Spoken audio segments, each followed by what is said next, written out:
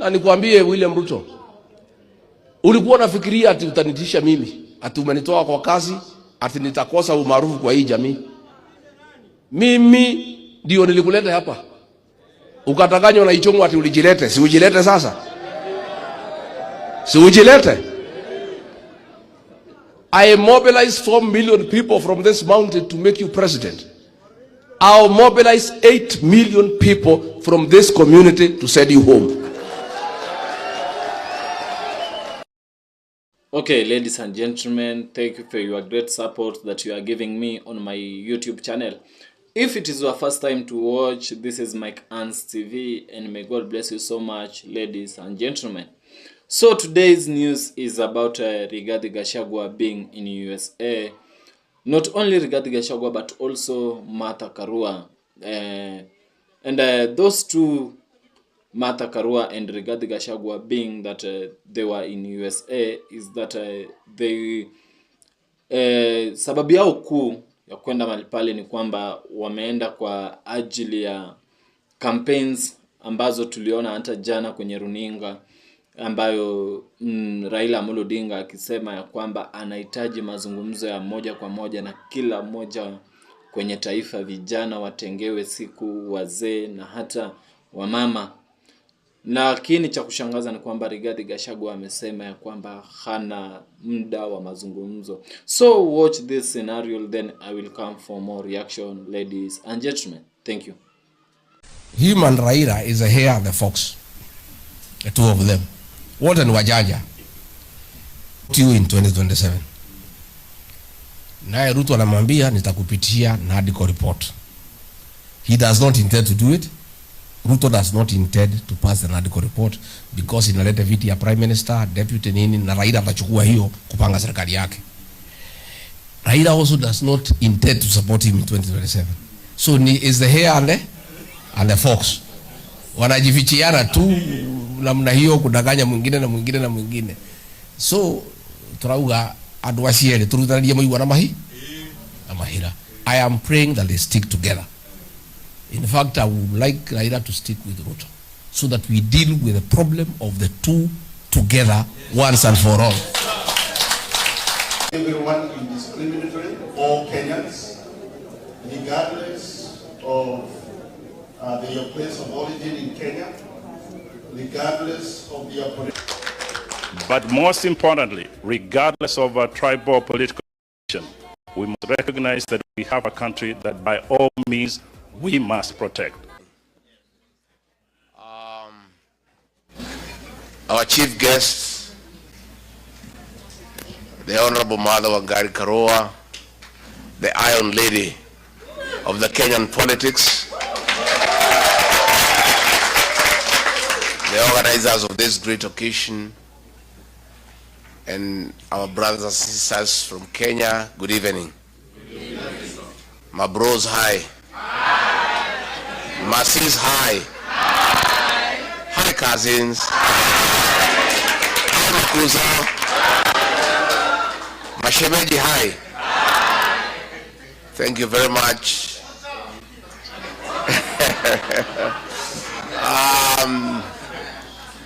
That's for a hi. We are very delighted this evening to join these great people. And once more, thank you for the very warm welcome. We are feeling very loved, taken care of. In fact, we don't feel like going home anymore. We may just have to hang around here. I want to be very brief. I came for this dinner to escort my sister, Martha Karua, because where we come from, the work of boys is to take care of their sisters. So I've come here to escort my sister and to make sure she is safe. So kama kuna mtu alikuwa na njama ya kupangia yeye, ni mimi na wewe. So our sister Martha Karua, thank you for asking us to accompany you here to come and talk to these people about business opportunities, about their lives here, and how we can engage back home so that we improve the lives of our people. And I say this morning that you guys are great, and you left Kenya to look for opportunities because we don't have sufficient opportunities in Kenya. And we all cannot sit in Kenya and keep on crying to each other. Those who are able to move out there and get better opportunities to improve their lives, it is the best thing to do. It is my position that the diaspora brigade is a very important component of our country's development and economic growth. In the 70s, number one foreign exchange earner for our country was coffee. In the 80s, number one foreign exchange earner was tea. In the 90s, number one foreign exchange earner was tourism. All that has been bypassed, and as we speak today, number one foreign exchange earner for our country is the remittances from the diaspora. So you good people are a very important component of economic development. And it is my position, those of us who have some dairy cows, the cow that gives you milk, you must look after it. You don't just give it hay. You make sure it has dairy meal, it has lucerne. Nowadays, we even have mattresses so that they are able to sleep well. We have even gone a notch further. We play for them country music, Ken Rogers and Don Williams, so that they continue producing the milk. You don't shout at the cow, it will refuse to give you milk. So any serious leader, any serious government must take care of number one foreign exchange earner in our country, the diaspora brigade. So we are looking for a very serious partnership with diaspora so that we can grow our country. I know that you are feeling the weight of the high cost of living in Kenya, even as you are here, because I'm aware sufficiently that you take care of families back home. And therefore you know that the shopping you used to do with 10,000 3 years ago, now you need 30,000. So isn't it true? So in fact, forget about what people at the Treasury say about economic growth. Oh, we have 5.6% economic growth. Oh, the rate of inflation has gone down by 4%. If you want to know whether there is economic growth in Kenya or economic decline, talk to the diaspora people, they'll tell you. They only need to know how much they are spending as opposed to how much they were spending 3 years ago. And then they know that the economy is on decline. So we have a challenge as a country to get our country back on economic recovery and to restore our civil liberties. As we speak today, we are witnessing the highest level of violation of human rights ever witnessed since independence. And that is what Honorable Mother Karua and ourselves are fighting. So you know the situation back home. I don't want to speak much because we have our chief guest to speak. And I want to say we are around for a while to listen to the ground. You know, listen to the Kenyan people here, because you tell us what the Kenyans are telling you. But one thing I must request you, the fight to liberate our country and to restore our dignity is not an easy one. We seek your partnership. In your own small way, you have a voice back home. Any payslip holder, anybody who changes the life of one or two people have some influence. You have great influence back home. Talk to the people back home whom you support and tell them to join us in the struggle to liberate our country and to restore the dignity of the middle class, to restore the dignity of the payslip holder, to restore the dignity of the Kenyan people. And once you do that, you will have played a very important role in the liberation struggle that we are on, to make sure that we have a government that listens to the people, we have a government that is accountable, that is transparent, we stop theft of public resources, we stop violation of human rights, and we respect our democracy and allow people to say what they must say. Kwa hivyo mimi sitaki nipitishe kutoka hapo, niko area kwa muda, na sina haraka ya kuondoka unless mnifukuze. Na vile mmenitreat tangu nifika jana, I think I should have come here a bit earlier. Should have come here a bit earlier. So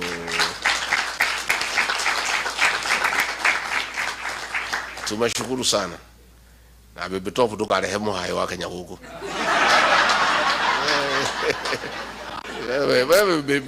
These are very serious people. These are very serious business people. Katigo. Yeah?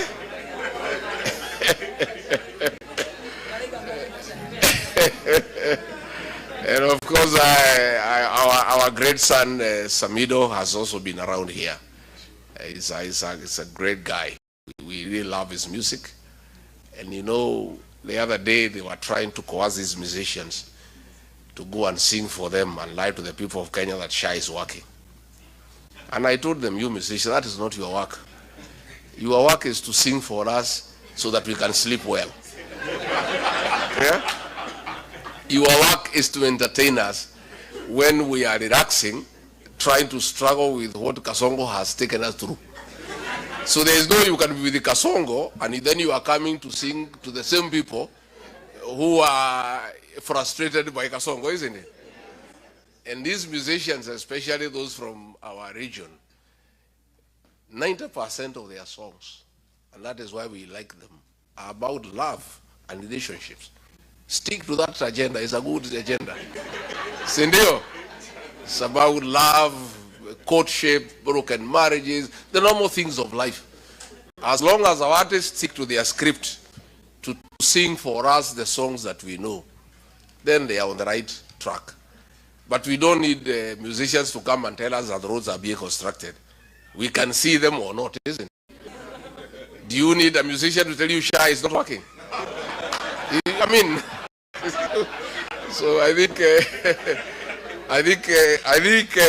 Kasongo and Soprano had gotten it wrong.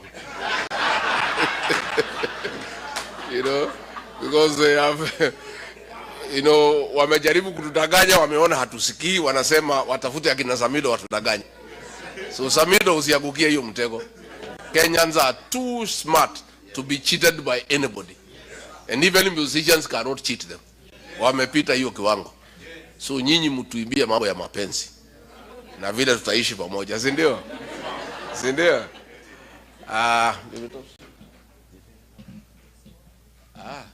Sasa muko tayari tumkaribishe kiongozi wetu?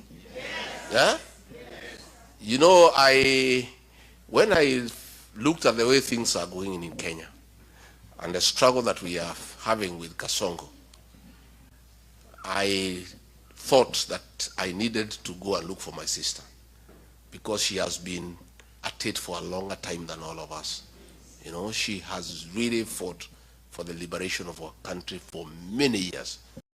And I went looking for her. I went to her house in Kirinyaga and said, my sister, I've come. This battle is not easy. We need all of us to be together. And she was very, very, very receptive. She was very loving. She listened to me and said, my brother, let's walk this journey together. So when I was told she's coming here in Seattle for this dinner, I said, I cannot allow her to be alone. I said, I cannot let her be alone. Yeah. So before I call the Honorable Mother Karowa, do you want to hear from Mama Boys? Yes. Yeah? So I know she has been here several times. She is actually the one who has dragged me here. Say they are great people in Seattle, please come and talk to them. Mungetaka aseme jambo. Yes. Pastor Doka.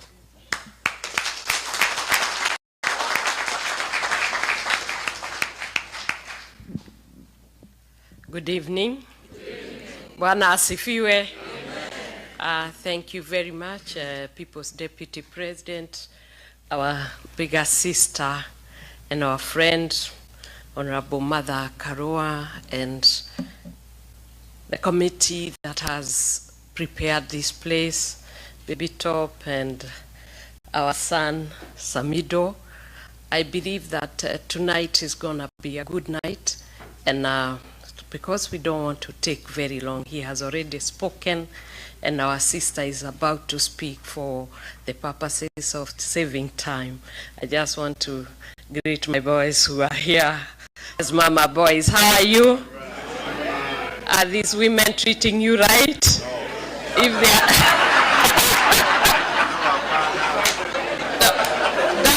don't worry. We are going to have a talk, and I'm sure they are going to treat you right. And you know, mothers are very important. When you see women, you see the future because they give birth to all of us. And therefore, they ought to be respected and honored. And women, when we give birth, we must respect and honor and make sure that every one of us has equal opportunity. And when you see these men, they are the seed carriers, just take care of them. It is a mother speaking. God bless you.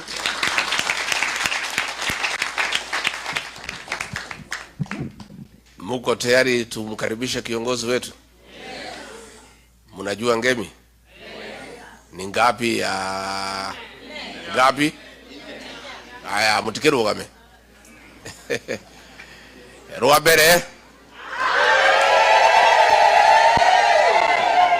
2 3 ya mwisho. Please give a heavy hand the Honorable Mother Wangari Karua.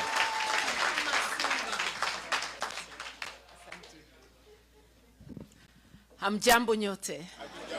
Tuketi tafadhali. Ndugu yangu, the second Deputy President of the Republic of Kenya, His Excellency Rigathi Gachagua, Pastor Dorcas, and all protocols that have been established before I came to the podium. Na wananchi watukufu, hamjambo tena. Ni furaha yangu kuwa nanyi siku ya leo, na nimekaribishwa vizuri kama vile mlikaribisha ndugu yangu. It's a rare opportunity that the two of us are here sharing a podium. We want to thank you very much, the organizers, for inviting us to this occasion and for enabling us to engage with you. Na nitaanza na kastori kidogo. I was called to politics by times like this. During the Moi era, I had just ended my contract, my second contract as a magistrate, and I decided to go to private practice in '87. And the KANU regime was trying to encroach on the law society. As a young lawyer, together with other young lawyers, we started a movement of resisting being taken over by KANU. Ilikuwa imemeza maendeleo ya wanawake. The name had changed to KANU, maendeleo ya wanawake. KOTU had been swallowed, and Mutukufu expressed publicly that the next institution you'll be taking is the law society, because it was vocal. So as young lawyers, when our chairman of the day agreed to a government appointment, we felt that he was now leaning too close to the regime. I became active, organizing and leading to push back. And then I realized that you cannot practice your profession or your business in a vacuum. It is within the social, political, and economic context. And I therefore linked the environment I worked in to the politics of the day. And that's how, from activism within the law society, I went on to the wider questions of governance in the country. The rest is history. Here I am, still practicing. I'm still practicing the two professions, politics and law, and they intersect very well, because as a lawyer, you are taught to represent. As a litigation lawyer, which I was largely, you articulate the issues of your people. In politics, it's the same thing.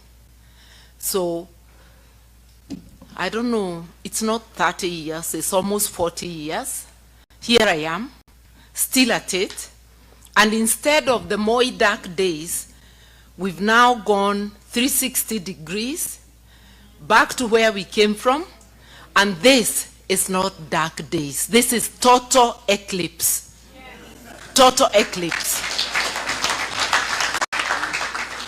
I don't remember anywhere during the Moi era other than the Wagala massacre, which was over a period of time, not a single day, where 60 or more people are killed in a single day, and it goes on and it's countrywide. I've said other than the Wagala massacre, even when there was Sabasaba and such things, we never had large mass deaths that are repeated, a system that is unrepentant, almost rejoicing, and adding insult to injury.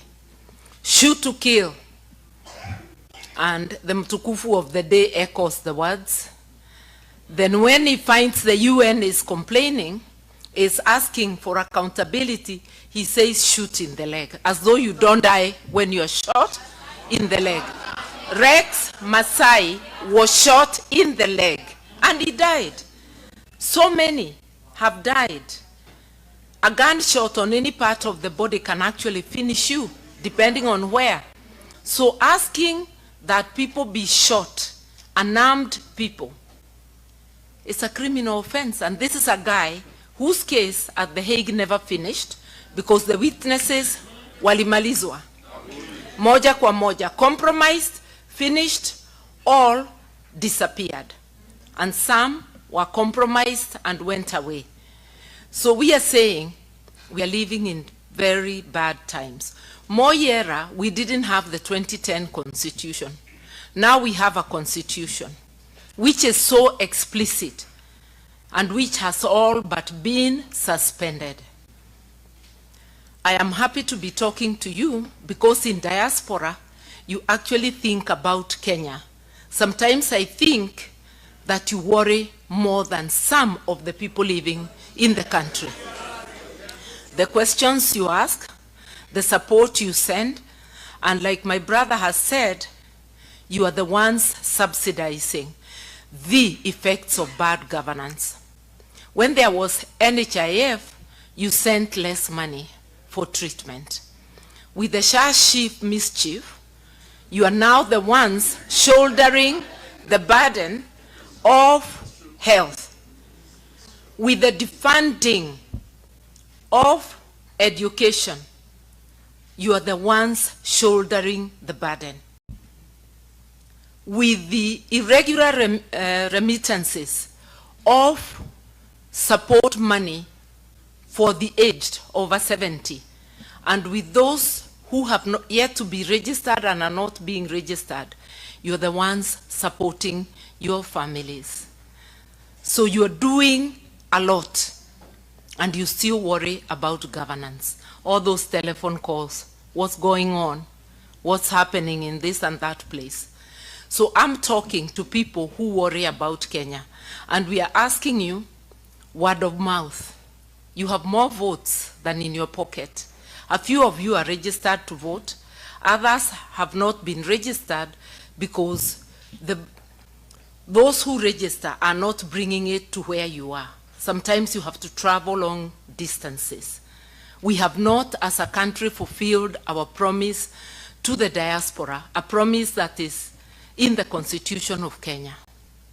Because we ought by now to have progressively made it possible for everybody in diaspora to register at a point near them. Even if not in every state, there should be a point in every cluster where you people can register, and it is possible for the officers doing the registration to move around to those places. It is possible to appoint returning officers on the election day, credible returning officers to man the various stations. I don't see that being fulfilled now, but it's a promise we make that we will fulfill. So what's wrong with Kenya? We have a constitution, hardworking people. Kenya doesn't have a problem of revenue.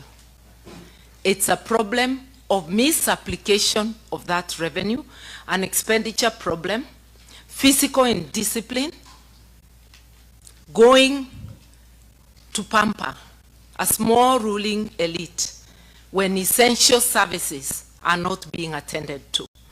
We have never failed to renew motor vehicles and get the latest guzzlers for the ruling elite.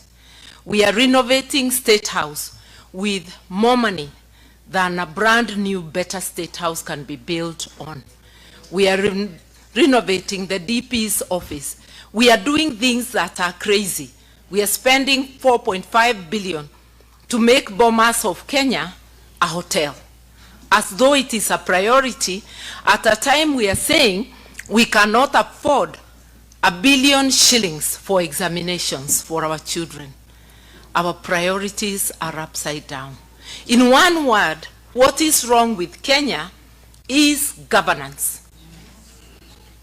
If you want to correct the economy, correct governance. And what is governance is how we do things. It's about a foundation of the rule of law, following the rules that we make. Even here we have unspoken rules. Only one person can speak at a time. If we are all speaking, we can't hear one another. So for a club called Kenya, the rules that we make for governance are the laws of Kenya, beginning with the Constitution, and then the laws under it. If we follow that, imagine the Constitution as a whole chapter on how to apply finances, on how to apply the revenue collected. It has a whole chapter on the leadership that is fit to steer the country's affairs. It has Article 10 that gives us the principles, the values and principles of governance: inclusivity, respect for human rights, transparency, accountability. I do not have to say all of them. Mwelekeo tumepewa, lakini masikio hatuna. Tuna macho hayaoni, masikio tunayo, lakini hasiasikii. We are doing the opposite. That's why it should even not be one term, maybe no term. You know? Especially with the killing going on. How much more blood do we have to shed? We must be thinking. That's why when my brother came over, we spoke and we said, this is not about us. This is about the country. And we agreed that we have to unite, not just the two of us. The two of us, and then we go out and look for others. And when I went to pay a return visit to Amunyoro, you saw it was Kenya, not me. Because we need everybody. This job of liberating Kenya cannot be done, not by one party, not by one leader, but by all people of goodwill speaking together. And that is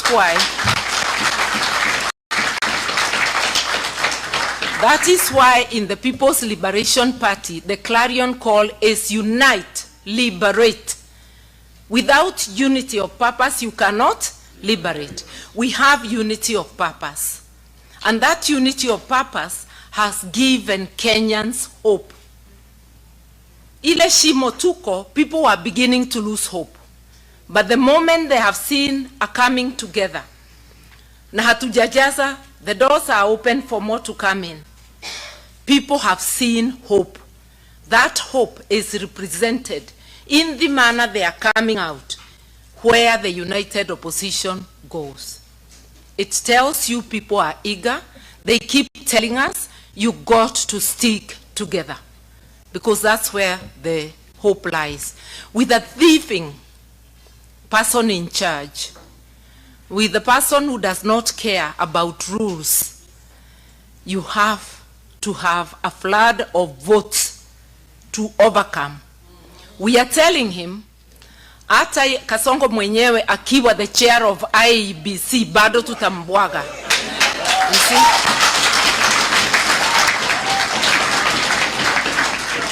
Hata akiwa commission yote bado tutamweza. But we have to stick together. Yes, we are many candidates. And in case you hadn't known, I'm vying for the presidency.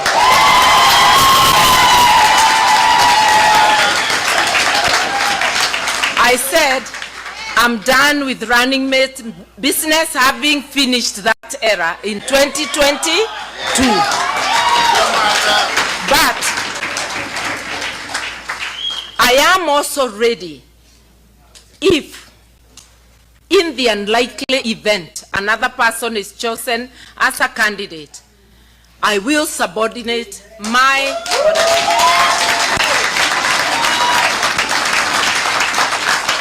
and support without being a running mate. Because Kenya is bigger than anyone. But for now, I am working so hard, and I'm gonna work day and night to be that candidate.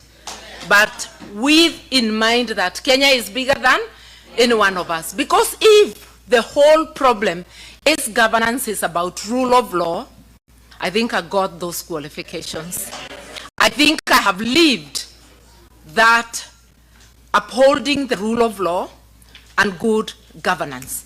And those are the reasons why I resigned from a government that was better led than the current one.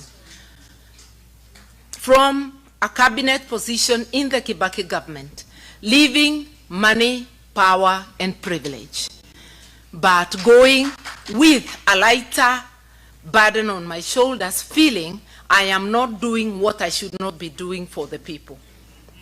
Let us remember, we just don't want a change of name. It is not the name that is the problem. It is the way things are done. We've got to effect this change purposely. We've got to look at the menu in front and say, whom shall we send? All of us are doing a great job. My brother is doing a great job, mobilizing, waking up the people, coming up with very witty slogans. One time,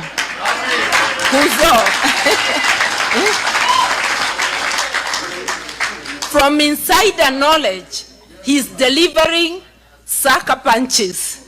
I was telling him that the last one, when he told him, you are angry, I see you are very angry, but Kenyans are more angrier than you.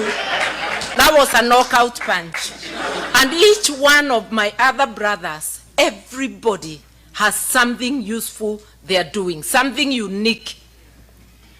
But we want to look at the totality and say, whom shall we send? So each one of us will market themselves. We'll all market our parties. And when we talk of parties, let me tell you something. I talked of governance. But political parties are very important in the governance of a country, because they are the network that mobilizes the people on a platform. And I'll begin by saying PLP, we are social democrats. So we are people-centered. And we believe that on a foundation of rule of law, you must look back and uplift the vulnerable. I'll not go on beyond that. I just wanted to say, political parties are so important. And I'll urge those of you here, join a party of your choice. I'll obviously tell you PLP, but while recognizing that there are many parties, join a party of your choice. Do not be a spectator. Why? a government is as good as the political party that forms it.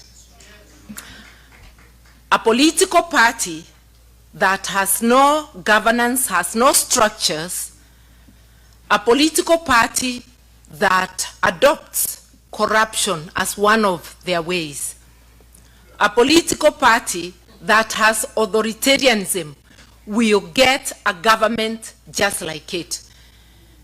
I'll just tell you, UDA is a Bogodari party, and it has formed a Bogodari government.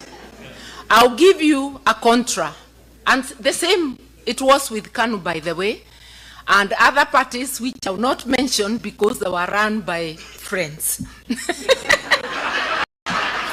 The only party that had a semblance of good governance was Mwai Kibaki's DP. It was called by people the gentleman's party. What they meant is that it was so orderly, it didn't look like a political party. By the way, when I was rigged out of party elections in 1992, September the 12th, because I remember, I immediately moved to DP by the 2nd of October, and elections were called. And I was able to defeat the people I found in DP because everything was done above board. That was Mwai Kibaki. And that's how come he ran a good government the first term especially. Things started going south towards the end of the first term election period, 2007.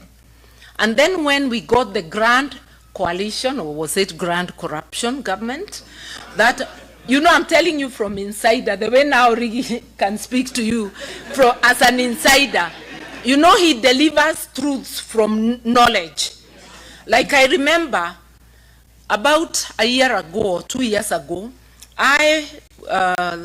Chief Justice Emeritus Mutunga and several others made a statement when Boniface Mwangi was abducted. And from information we said there is a killer squad of assorted security agencies, and we explained. Rigiji has explained it better than us. He's even given us the figures that it has just slightly over 100 people. You know, that's from insider, just like Muturi did on abductions. In fact, Muturi will be my witness in the Law Society case, because they keep denying, yet he has insider information. I'm just telling you that having people who have inside knowledge is very important. I had inside knowledge of the Kibaki government, and I can tell you that it ran well until we stopped caring about the law, and that happened especially in 2000, after the coalition government came, and I lasted just for 1 year before leaving. Because it has to be, you don't want things done which later you cannot explain. You can't be part of it and then deny it. So we are having a problem. The issue is governance, and political parties do matter.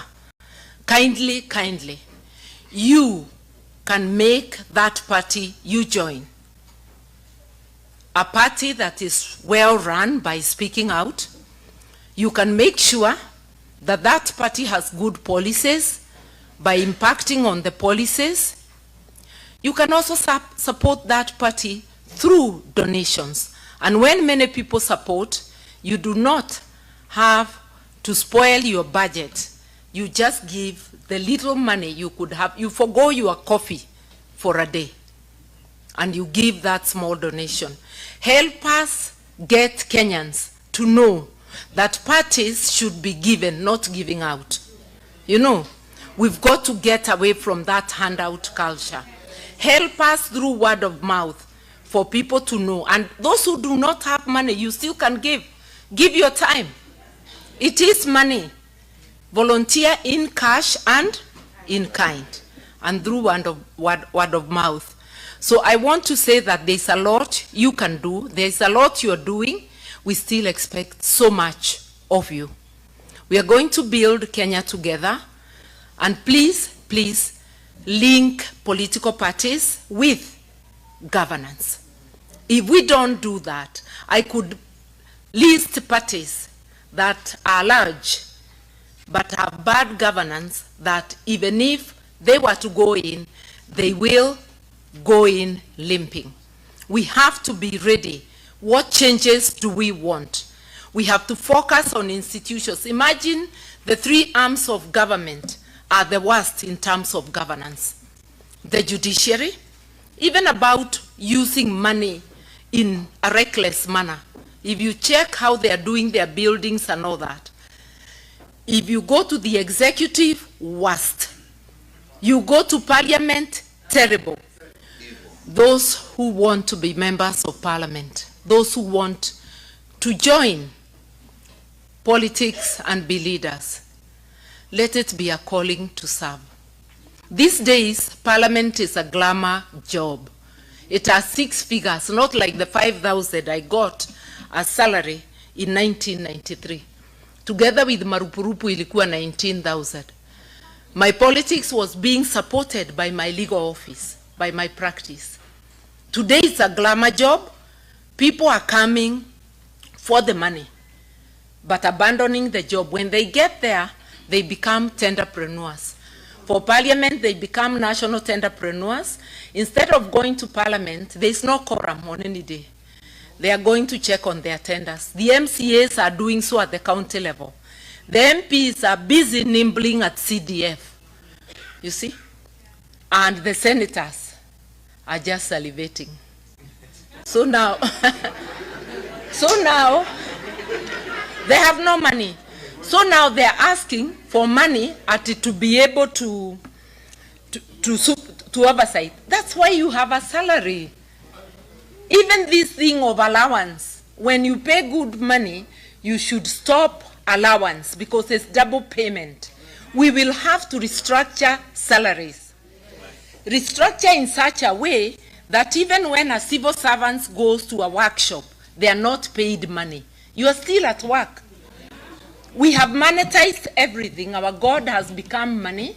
We have forgotten others. And we have this entitlement.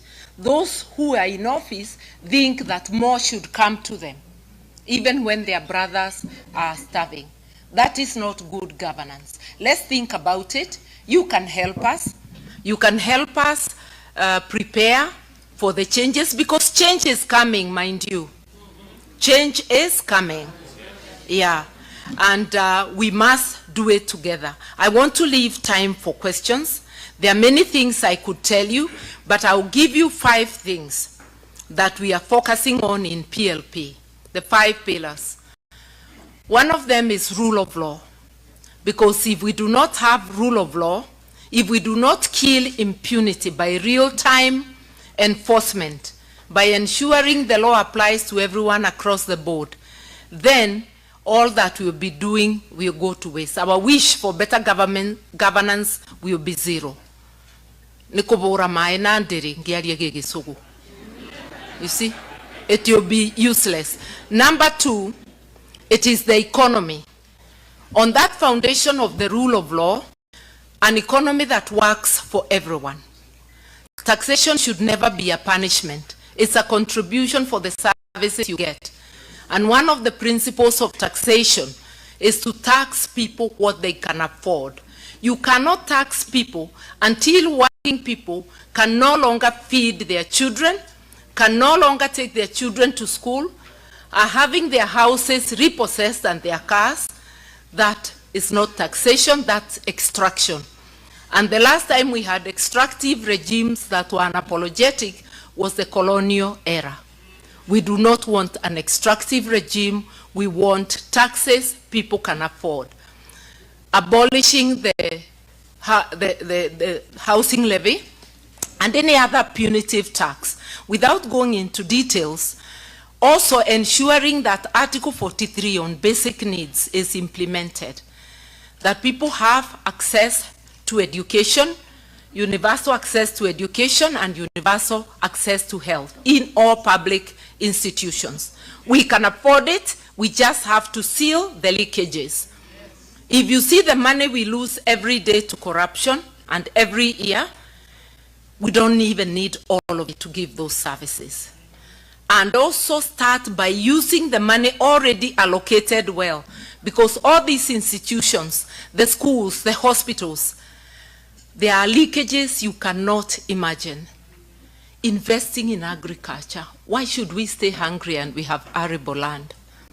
Support farmers, and especially those small-scale farmers. Support our SMEs, if it's jobs, because we must give the youth jobs. Our SMEs currently are listed as 7.4 million. Imagine if they were supported and they increased jobs by 2. Those would be 15 million jobs. We would have gone a long way into solving the joblessness. When you support a company, like I saw a policy which is there today, that companies who invest over 3 billion will be given a tax holiday for 20 years. How many people can a company of 3 billion employ?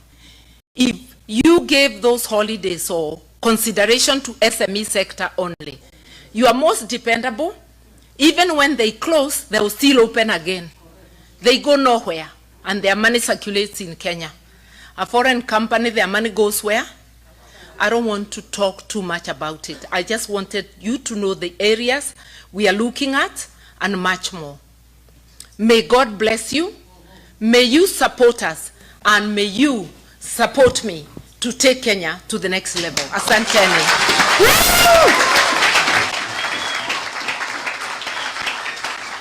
So we'll take one question from a gentleman and one question from a lady. There's someone who begged for this.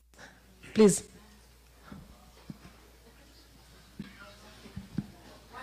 Hello.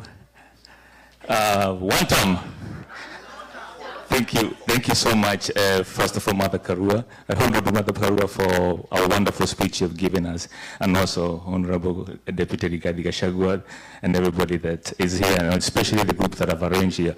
I had to write it down because I wanted to make sure that I have a question, but of course it circles through basic reasoning. Okay, so 2002, the United Nations Refugee Agency released a report that sheds light on the challenges facing Kenyans and urgent need for change. A portion of the report says, the average Kenyan is now poorer than he was 20 years ago, increasingly deprived of health care, education, and an adequate livelihood. Much of Kenya's widespread poverty is a direct consequence of government inaction on key policy issues, including corruption, land adjudication, and workers' rights. It is also political motivated clashes and the looting of government officials and the collaboration of public resources, including treasury, government agencies, parastatals, public land. More concerning, none of these offenses have faced substantial consequences. This then, even today, the lack of accountability is a slap in the face of every Kenyan who is struggling to make end meet. But remember, change is in our hands, and it's time for us to be minded. Now, this is the thing. 23 years later, the issue of health, better living condition, or rather adequate level remain a passing concern that affects over 74% of Kenyans. The 23-year gap underscores the prolonged nature of this issue and its need for immediate action. Oh, 1 minute, just 1 minute. Give us a question. Yeah. We don't have time. Yep, 1 minute. Yes. Yeah. So 11% of Kenyans have, for example, the flushing toilet. And look, only 11% of the Kenyans only have a flushing toilet. And even 8% of the Kenyans are still using the defecation. The question is this. Does Kenya have an issue with presidency or parliamentary, but rather the issue is mainly based on lack of civic education, like we just engaged here, where the people need to be enlightened or to be informed? Because if you go to Kenya today and I give them, for example, $5,000 shillings, versus I give them the opportunity to have a toilet in each and every home, or even better roads and better infrastructure, they will go for the 5,000 Kenya shilling without even asking. The question is this, because this is ongoing, what is it that we are doing to make sure that especially the civic education continue to be impacted in the village, from where, for example, where I come from, so that they can have an agency, a sense of need for those basic needs, rather than rotating every year the cycle of what has been going on. So what is the question? Is about civic education? Yes. Yeah. Please give her a chance to respond. The question then is that, what are we doing about the civic education?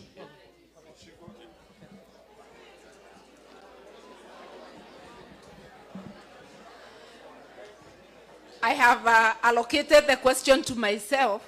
Seek ye the kingdom first, and the rest will come unto you. It's governance and change. Change that is structured, change for the better. Because those people, their income will rise, like it did during Kibaki era, and they'll build those facilities for themselves. Yeah. Thank you. A lady, please keep it brief. We want a question.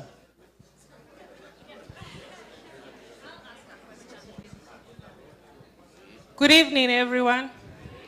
My name is Julie Kiama. I'm a lawyer by profession, both in Kenya and here. Mother, you inspire all of us, especially the young girls. So I have a question directly to you. You've been in politics for a long time, and we are now experiencing a situation where the young people are having an uprising without any form of leadership.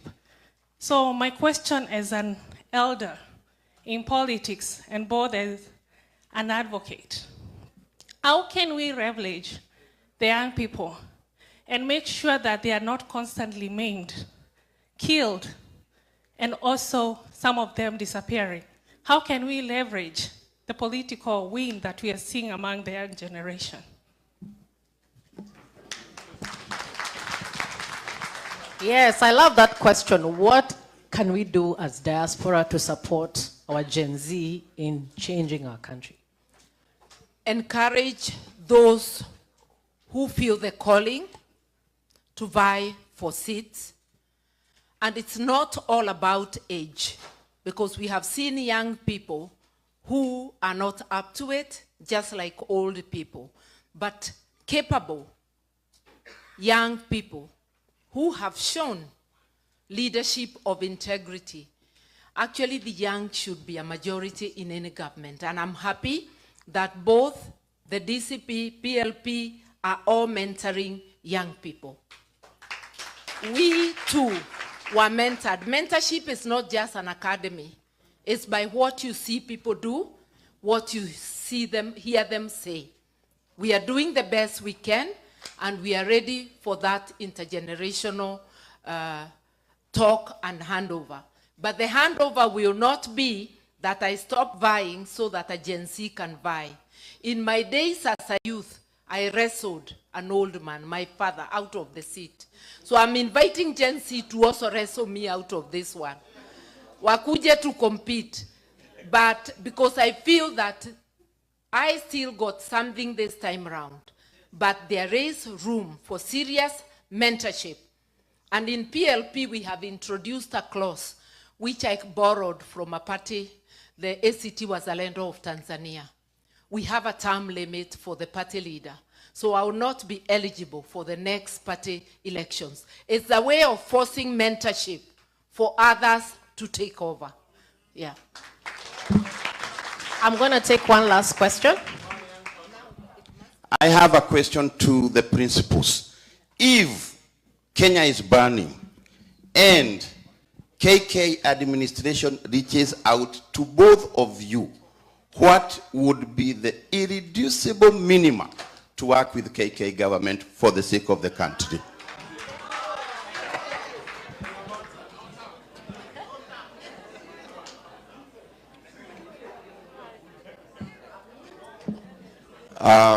Thank you very much.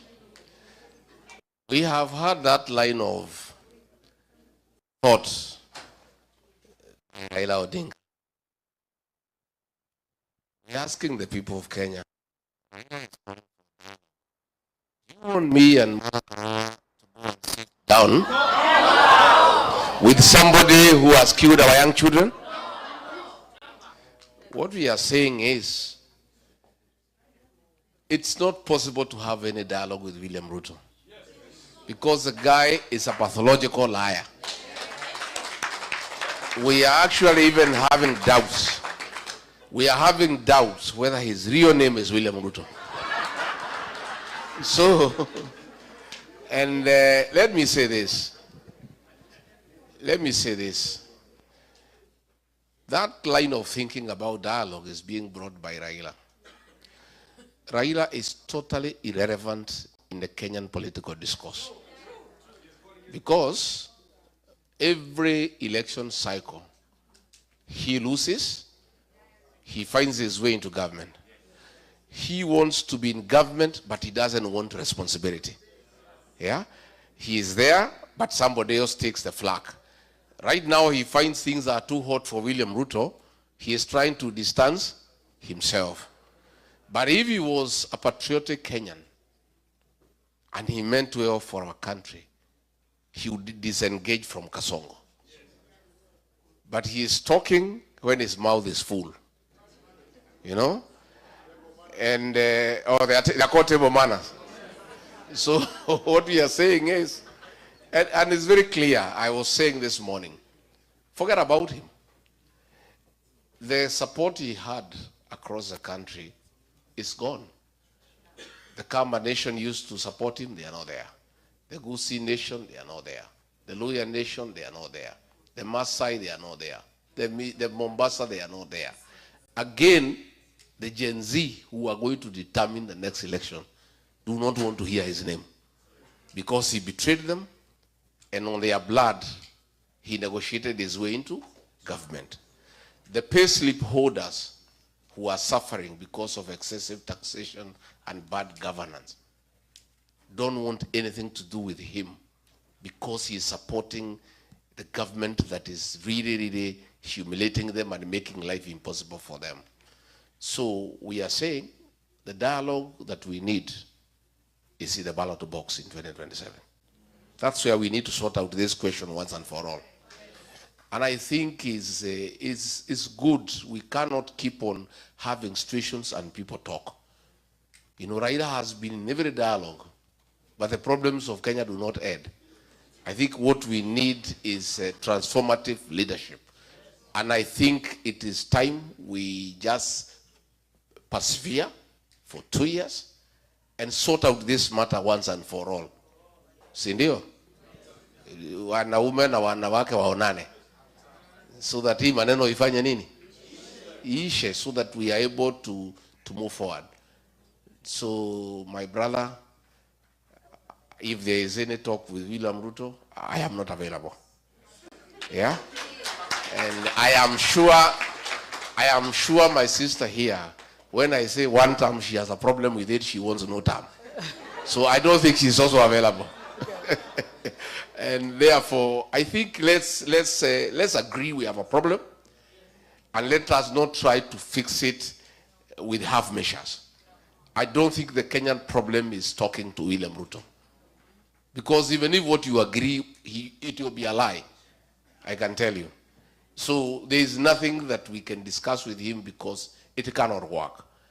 We need to have new leadership that is informed by people's aspirations, that cares for what people think and what they feel. And I think that's going to happen. And we ask you once more, be part of that process. Msiwachwe nyuma, tukue pamoja. Thank you. So today I'm going to bulldoze. I want to ask the last question. I think for me, what I would want to know is, as diaspora, as people who are small, but also, as you said, great, because we support an economy back home. Can you tell us 2 or 3 things we can do as diaspora to support you as our leaders so that we can see change? You know, what can we do to drive? What are the 2 or 3 things we can do to drive our country to change?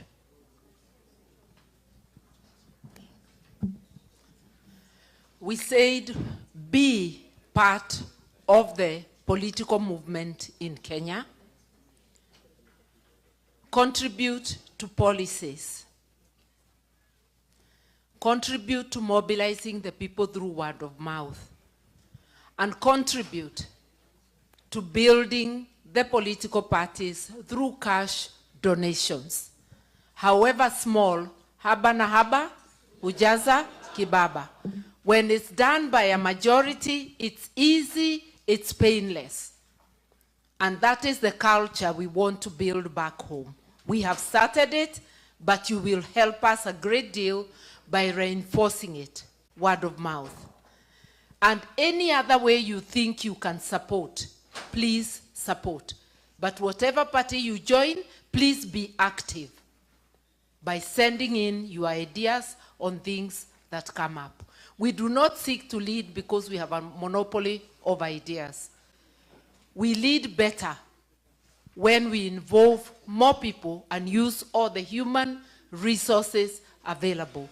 Karibuni sana, ni nchi yetu, tushikamane, tufanye together. Unite, liberate. Okay, thank you and may God bless you so much kwa kusubiri kwenye mtandao ili niwaletee mengi yanayofanyika Kenya na barani Afrika. Kila mmoja ametazama kitu ambacho nazungumzia na kila mmoja ametazama ni kipi hasa naenda kuzungumzia siku ya leo. So wote tumeona ya kwamba Rigathi Gachagua hata jana alikataa na akasema ya kwamba hamna haja ya mazungumzo. Kwa maana kitu ambacho Raila Amolo Odinga anajaribu kusisitiza ni kwamba azime moto ambao umeashwa na kikundi kikuu cha Gen Z, ambacho auzime kivipi? Auzime kwa ajili ya mazungumzo ambayo anahitaji watu wakazungumze. Na ndipo unaona ya kwamba kila mtu anavuta ya kwake, mwamba ngoma kucheza na wakwao. So ni vile vile Martha Karua pia amerudia kauli hiyo na kusema ya kwamba hamna haja ya mazungumzo, muda umewadia na masiku pia zimewadia. So we as Kenyans, we are Kenyans and we love Kenya. I always say that our president is not bad, but those people who surround the president ni wale ambao wanamuongoza vibaya. Kwa maana waweza kuwa mtu mzuri lakini wale ambao wanakuzunguka ndio wanakulead in a bad direction. Whereby we can say that we have a good president and we have a president who had good plans towards Kenya, who has a good dream towards Kenya, but promises zenye alipromise ndizo zinafanya kwamba watu wanakata tamaa na yeye. Na ndipo unaona ya kwamba Rigathi hata jana alirudia na akasema ya kwamba si mtu yoyote yule ambaye anataka uongozi kwa mlango wa nyuma ama kusisitiza ya kwamba atolewe kwa njia isiyofaa. Kwa maana alisema ya kwamba tukutane kwenye debe. Je, swali ambalo najiuliza ni kwamba debe ni nani anaenda kusimama kama mgombea kiti cha urais nchini Kenya kando na president wetu William Samoei Ruto? Kwa maana tunaona ya kwamba wengi wanajitokeza na wengi wanasema wanaenda kuwania kiti hicho. Na sasa tunajua ya kwamba watakapotoka wengi, hizo ni kura ambazo watakuwa wanajigawanya, na hapo William Samoei Ruto, the president of Kenya, anaweza pata ushindi mkuu sana, kwa maana yeye kura zake zitaenda kwa mtu mmoja tu, lakini hawa wote ambao wako upinzani watakuwa wanagawanya kura. Ninasema hivyo nikimaanisha nini? Martha Karua alisema ya kwamba yu tayari kusimama. Huyo ni mtu wa kwanza. Wa pili tunaona kwamba Fred Matiang'i anasema yu tayari kugombea kiti cha urais. Tunapoangalia tena yule tukienda Ukambani pia tunapata kwamba anasema ya kwamba anaenda kusimama. Tunapata Kalonzo Musyoka pia anaenda kusimama. Hao ni watu takriban watu watano, kwa maana hatujui hata hatima ya Rigathi Gachagua ni ipi. Je, atasimama ama atamsaidia mtu kwa nia kiti cha urais nchini Kenya? So na unapoangalia jinsi moto unachacha hata kule Marekani, ambapo Wakenya wapo walikuwa wanaimba wimbo ambao unaimbwa kwa taifa la Kenya ambao ni one time. Kila mmoja kwa saizi anaimba anaimba wimbo huo, mtoto kwa mtu mkubwa, mzee kwa kijana. So huo wimbo, je, utazaa matunda yapi nchini Kenya? Je, huo wimbo, je, utasikizwa na nani nchini Kenya? Na je, huo wimbo utamsaidia vipi kinara wa upinzani ambaye anaitwa Rigathi Gachagua ili kutimiza ndoto zake za kumngatua Raila Amolo Odinga samani William Samoei Ruto kwa uongozi. Kwa maana umesikia akisema ya kwamba, jinsi umetazama video, amesema ya kwamba tunajua Raila Amolo Odinga ni mtu wa mahusiano, naweza sema hivyo. Kwa nini? Ni kwa sababu we saw that our former president Mwai Kibaki, Raila Amolo Odinga did a handshake. Uhuru Kenyatta, Raila Amolo Odinga did a handshake. And William Samoei Ruto, I remember akisema ya kwamba he will never do handshake with Raila Amolo Odinga. And the same Gachagua akasema ya kwamba ameweka CCTV all over. Hakuna mahali ambapo njia itapatikana ya William Samoei Ruto na Raila Amolo Odinga kuwa na uhusiano. Lakini maji yalizidi unga. Yeye CCTV ambazo aliziweka bila shaka zilimnasa yeye mwenyewe. Na ndiposa unaona ya kwamba yeye sasa yuko nje ya serikali na akangatuliwa kuwa naibu wa president nchini Kenya. So hiyo, je, naweza sema vipi? Ako na hasira hiyo, ndiposa anasisitiza sana kwamba president wetu William Samoei Ruto aende mhula mmoja. Je, ni hasira inayomsukuma? Je, ameona kwamba Kenya inaelekea pabaya ndipo akuje kutetea? Je, atasimamisha mtu? Je, yeye atasimama? Ni maswali mengi ninayo mtazamaji, ila jawabu ambalo niko nalo sidhani kama linaweza kuwa jawabu sahihi. Kwa maana kila mtu anapoona na kila mtu anapoview, he has different answer. So your answer you can give me on your comment. Give me your answer, my brother, my sister. This is Kenya. We love Kenya. We live Kenya. We trust Kenya. Together we can. I always say this, na sijai react na nikakosa kusema hili jambo, na nitalisema hadi siku ya hewa yangu ya mwisho. Allow me to say that. Kwa nini? Ni kwa sababu mimi ni Mkenya na ninapenda nchi yangu. Lakini tutabomoa tu nchi yetu tukiwa tumebobea kwenye ukabila na tumebobea ama kushika itikadi za kusema ya kwamba huyu ni kabila fulani na huyu ni mtu fulani, huyu ni wa eneo fulani, huyu anatoka maeneo fulani. Hivyo tutakuwa tunabomoa bali hatujengi. Kitu ambacho kitatuongoza kama wa Kenya na kifanye tusonge mbele as a Kenyans ni unity, love and peace. Those three things can build a mountain, but without those we will destroying our home. Popote ambapo tutakaribishwa, ni siku ya kwanza tutapewa chai na chakula, siku ya pili tutapewa jembe tulime, na tutaenda kuwa slaves popote ambapo tutaenda. So don't destroy our country, don't destroy our home. This is our home. Tupende nchi yetu. Na remember this, if you love your country, you love your neighbor. Thank you so much. May God bless you so much. My name is MIKEANN'S TV. Watch, like and subscribe. Sometimes you watch, you forget to subscribe. The only support you can give me is to subscribe my video. Thank you. May God bless you.